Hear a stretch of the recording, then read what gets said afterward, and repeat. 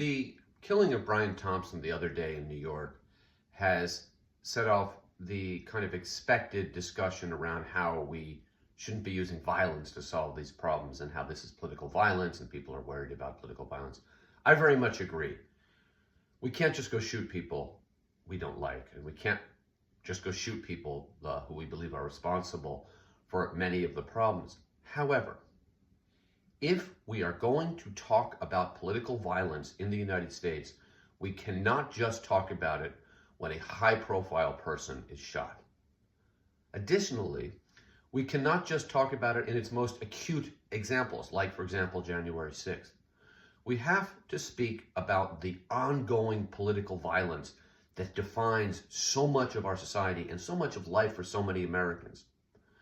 One example of that is the carceral state. The carceral state in the United States of America is a crime against humanity and a case of ongoing political violence on a mass scale. Another example, to a great extent, is our healthcare system. Healthcare executives get rich by making decisions that lead to killing Americans. Now, you might say that's economic violence, not political violence. You'd be somewhat right, but also somewhat wrong, because those same executives and those same insurance companies, not healthcare companies, lobby Congress to make sure they are protected and the laws support them and the laws don't force them to do the things they're promising to deliver the product they're allegedly selling.